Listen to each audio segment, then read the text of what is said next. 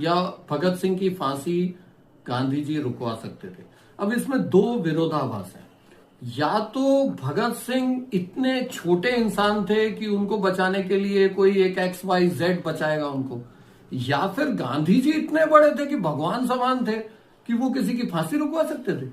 अरे जो अपनी जेल नहीं रुकवा सकता हो वो क्या दूसरे की फांसी रुकवाएगा। इसमें गांधी जी की महानता को कम करने की कोशिश और भगत सिंह की महानता को बड़ी करने की कोशिश हो रही है, हो कुछ भी नहीं पा रहा। भगत सिंह अगर फांसी नहीं चढ़ना चाहते थे तो जब पब्लिक सेफ्टी बिल के लिए पार्लियामेंट में जब उन्होंने बम फोड़ा ना तो भगदड़ मच गई थी, तो आराम से भाग सकते थे।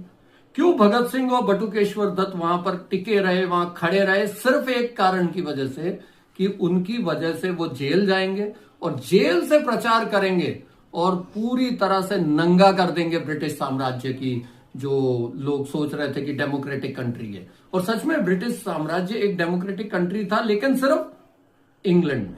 इंग्लैंड के बाहर वो पूरी तरह साम्राज्यवादी शक्ति थी, जिसको हम इंपीरियलिज्म कहते हैं।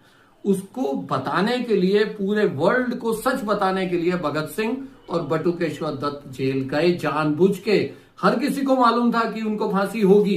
ये भगत सिंह को भी मालूम था, बटुकेश्वर दत्त को भी मालूम था, चंद्रशेखर आजाद को भी मालूम था, रामप्रसाद बिस्मिल को भी मालूम था, लेकिन फिर भी वो जेल गए क्योंकि उनको ये फांसी से डर नहीं लगता था। वो इतने महान इंसान थे।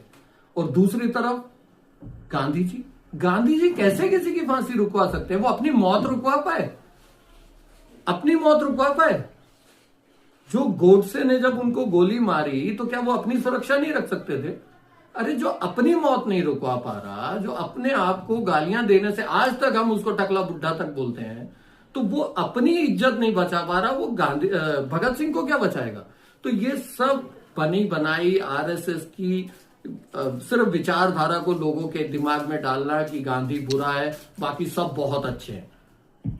सिर्फ ये एक चीज है और कुछ नहीं।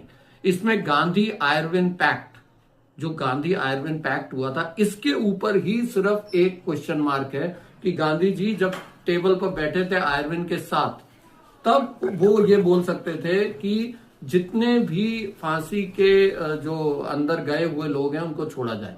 लेकिन आप ये ध्यान में रखो, सेकंड राउंड टेबल कॉन्फ्रेंस सिर्फ इस विषय पर हुई थी कि जिसमें ये फिक्स था कि आप किसी हिंसा वाले आंदोलन की समर्थन नहीं करेंगे और किसी भी हालत में